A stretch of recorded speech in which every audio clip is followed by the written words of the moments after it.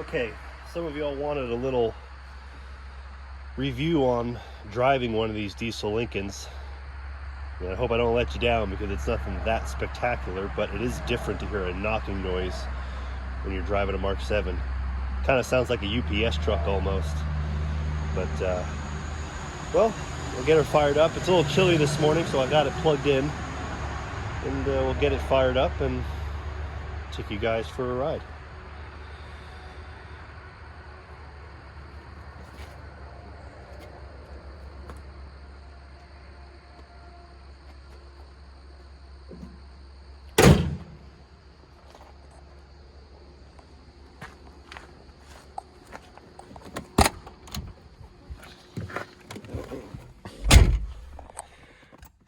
Just like any diesel, got the wait to start light, which I only had it plugged in maybe an hour, so it went out pretty quick.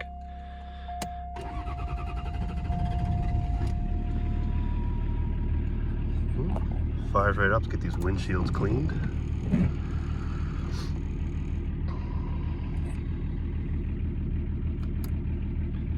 As you can, it's not too loud in here. I don't have that sound deadening wall that goes in between the engine and the firewall. This car did not have that when I got it, although I have since found one for it.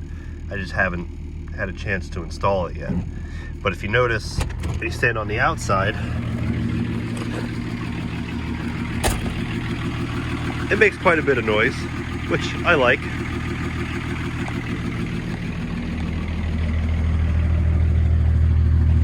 And the dual exhaust has a little bit of a growl, a little bit different for a 7.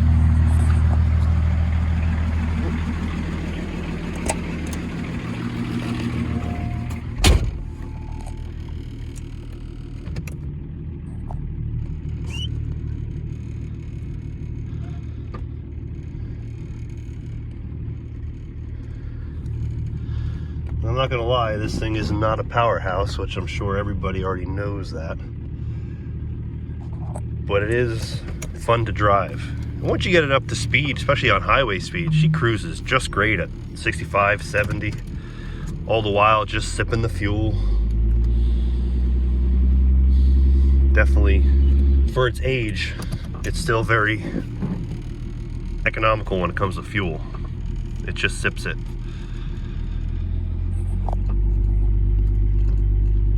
But what I do, and maybe it's just this car, maybe it's all of them, I don't know. I mean, I have 4 of these diesels, but this is the only one that I drive right now. But what I do is I put it in drive to start out. Because out of my driveway is a pretty big hill up here, and this thing just does not get up to speed all that fast, so it doesn't accelerate terrible for what it is. But it's definitely not a V8 Lincoln.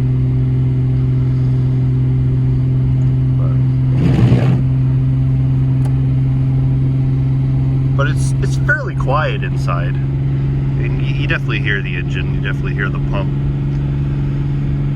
But here's the hill I was mentioning about. And usually I just cruise around this speed till I get to the top of this hill, because in 3rd gear it won't really pull too much more. And if I push it into 4th, it'll just fall on its face and downshift by itself anyway, so I get to the top of the hill, and then I let off a bit and just put it in overdrive, and yeah.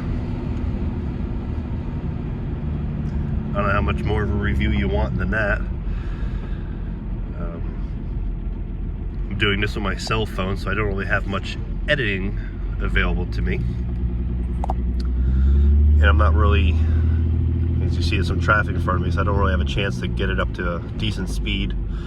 But it is nice on the highway.